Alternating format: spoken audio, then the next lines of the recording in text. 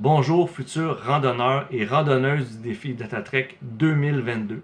Je me présente, je m'appelle Benoît Pelletier, j'ai été participant à l'édition précédente. Je suis ici pour vous faire part de mon expérience de randonneur et aussi pour vous expliquer les raisons qui m'ont poussé à m'inscrire à ce défi-là. Donc pour vous mettre en contexte, je suis un scientifique de formation. J'ai fait mon doctorat en biochimie. Je travaille actuellement à l'Institut de recherche en immunologie et cancérologie, qui est un centre de recherche affilié à l'Université de Montréal. Au cours de mes formations, au cours de mes projets de recherche, j'ai eu à travailler avec des jeux de données.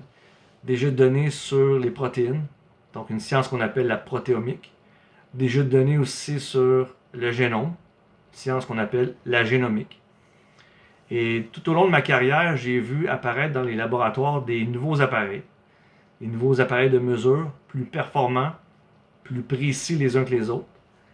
Et en conséquence de ça, la quantité de données qui sont générées par ces appareils-là est en constante évolution.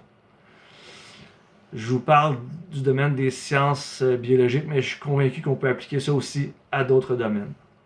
Je me souviens d'une discussion que j'ai eue avec un collègue il y a quelques années, et je lui disais que l'avenir allait vraiment passer par l'analyse et l'intégration de toutes ces données-là. Et ça sans même avoir connaissance de ce que c'est que l'intelligence artificielle.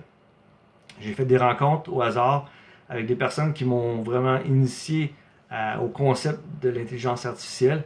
Et c'est vraiment là que j'ai eu la révélation de toute la puissance de l'IA et que les jeux de données contiennent beaucoup d'informations que seuls les algorithmes peuvent faire ressortir.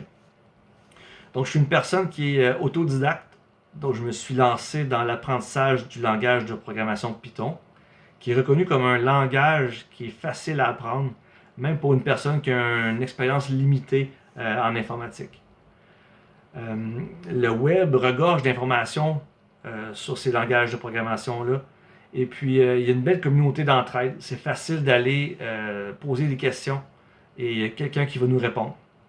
Il y a même peut-être quelqu'un déjà qui a posé la question que vous vous posez. Donc, en voyant le programme du défi DataTrek, j'ai décidé de m'inscrire pour approfondir mes connaissances en sciences des données et en intelligence artificielle.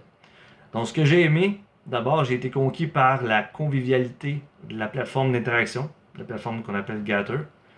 J'ai été aussi très content d'apprendre sur des outils comme Jupyter Notebook, des outils comme GitHub, qui sont vraiment des outils essentiels. J'ai adoré l'atelier sur la visualisation des données. Ça me sert encore aujourd'hui pour lorsque je fais des présentations de résultats de recherche. Évidemment, j'ai été très content d'en apprendre davantage sur les notions en intelligence artificielle. Et ce qui est bien dans tout ça, c'est que ces formations-là sont données par des gens qui sont des experts dans leur domaine.